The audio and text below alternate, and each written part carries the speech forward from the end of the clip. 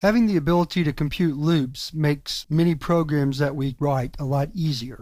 For example, remember the question-answer program from the last chapter, where we had 3 tries to try to guess the computer that played on Jeopardy.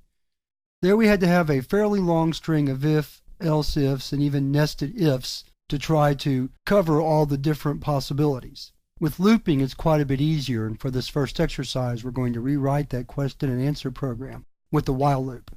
So let's get started. The first thing we need to do is create a couple of variables. So we're going to create an answer variable. It's Watson. We're going to create a variable for our response that the user is going to enter. We'll set that to empty string. We have a variable for the number of tries the user makes. We'll set it initially to 0. And then finally, we'll create an input scanner object. Now we're ready to begin the loop. So the first thing we're going to do is say while tries is less than or equal to 3. First thing we do is prompt the user to enter the name of the computer that played Jeopardy.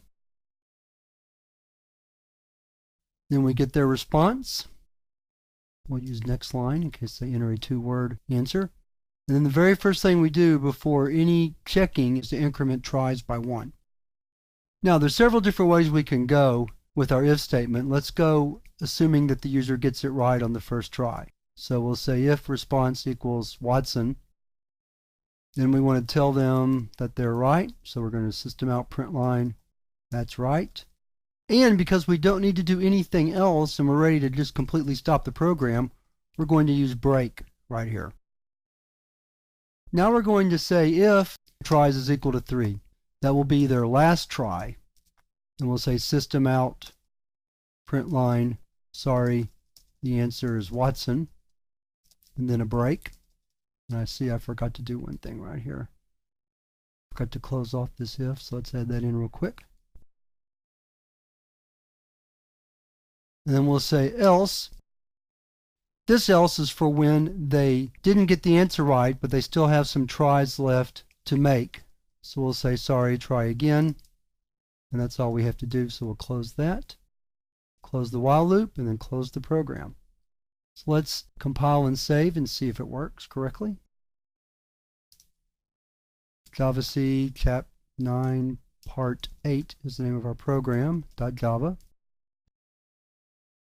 So we'll say deep blue, sorry, try again, let's get it right on the second try, that's right. So let's run it again, this time we'll say Bob, that's wrong, we'll say Ed, and then we'll say Watson, and that's right. Now let's get it wrong all 3 tries, Bob, Ed, Jane.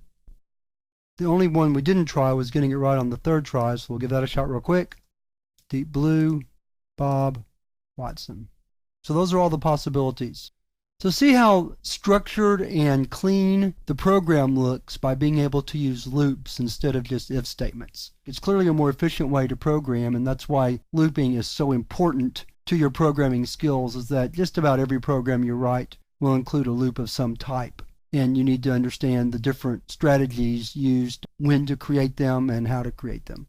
So now let's move on to our next exercise, where we're going to look at the calculator program again, this time also using a while loop.